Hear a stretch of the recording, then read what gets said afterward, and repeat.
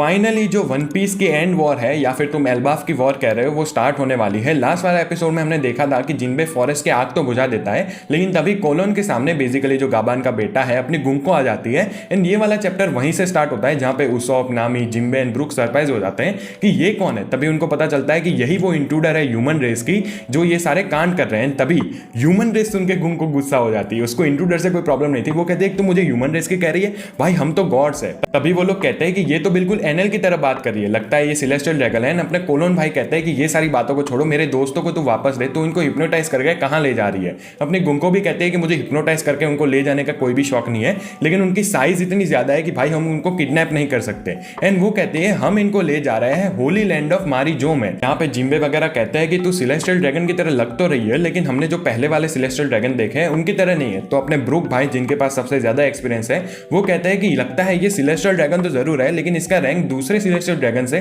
काफी हाई है, मतलब ये गॉड नाइट हो सकती है। एंड गुंको भी इसके बारे में अग्री करती है। यहाँ पे उसॉप कहता है कि इसका मतलब ये है कि तू बच्चों को किडनैप करके उनको स्लेव बनाना चाहती है।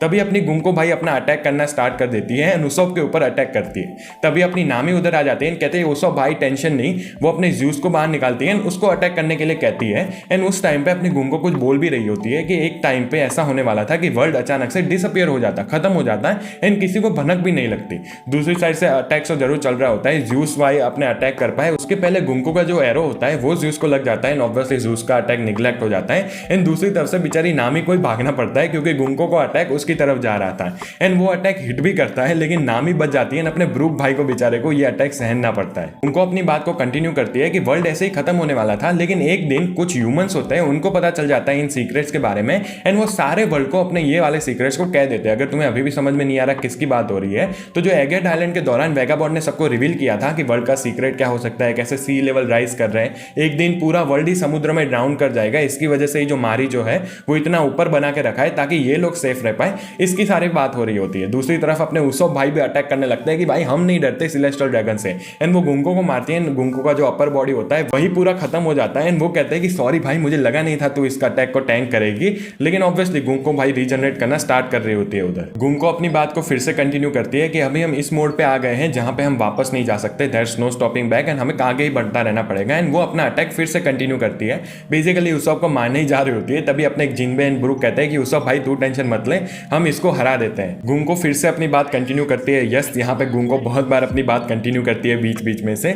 वो कहती है कि सून एक वर्ल्ड में बहुत बड़ी वॉर होने वाली है जो कि पूरा जो वर्ल्ड है उसको अपसाइड डाउन कर देगी, मतलब बहुत ज्यादा ड्रास्टिकली चेंज कर देगी।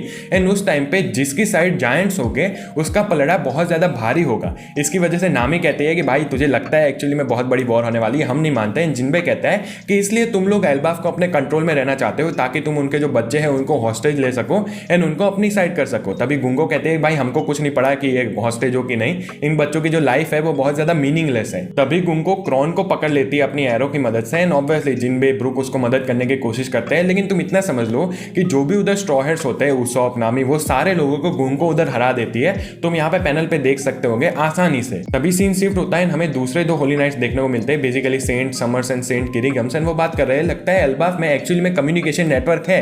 एंड वो बात कर रहे होते हैं कि हाँ भाई कम्युनिकेशन नेटवर्क तो है लेकिन बहुत ज्यादा लिमिटेड है एंड जो विलेज है उसमें कुछ स्ट्रेटेजिक पॉइंट पे ही इसको लगा के रखा है। एंड यहाँ पे तुम अगली पैनल देखोगे तो तुम्हें पता चलता है कि जो जायंट्स होते हैं, बेसिकली उधर के जो प्रिंसिपल होता है, उन सबको इन्होंने मार के रखा होता है। वो कह भी रहे होता है एक उधर जायंट कि भाई मेरी बॉडी मूव नहीं कर रही।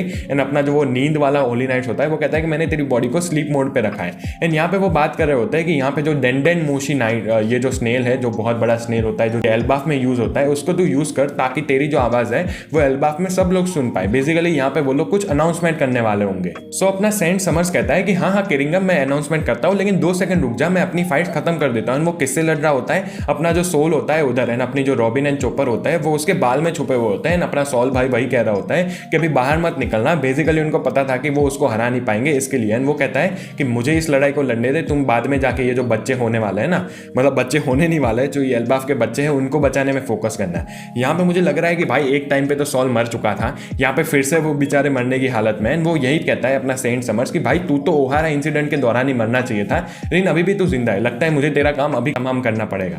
एंड वो ये भी कहता है कि किंग हराल्ड ने यार क्या हाल करके रखा है एल्बाफ का।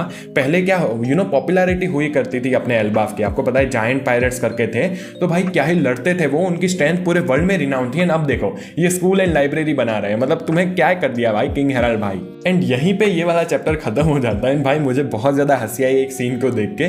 तुम ये वाली पैनल देख सकते हो कि Usopp laughed and then god Usopp is with us. मतलब भाई उसॉप की जो थियरी है कि उसको इंसेंट पावर अप मिलने वाला है, अपने गॉड एडी उसॉप अपनी असली पावर दिखाएंगे। फैंस अभी भी इसको बिलीव करते हैं अगर वो ह्यूमरस वे में हुआ तो भी। तुम्हारा क्या मानना है? अपने जो गॉड एडी उसॉप है वो क्या करने वाला है नेक्स्ट चैप्टर में? एंड भाई अगर हम ओवरऑल चैप्टर की भी बात करें तो काफी ज्यादा इंटरेस्टिंग चैप्टर था। हाँ हमें लूफी एंड लोकी देखने को नहीं मिले, लेकिन हमें यहाँ पे मोस्टली चैप्टर में फाइट्स ही देखने को मिली है। ये वाला वीडियो इधर तक ही रखते हैं। वीडियो पसंद आए तो लाइक कर देना, चैनल पर नए हो तो do subscribe. Thank you so much for watching, bye bye.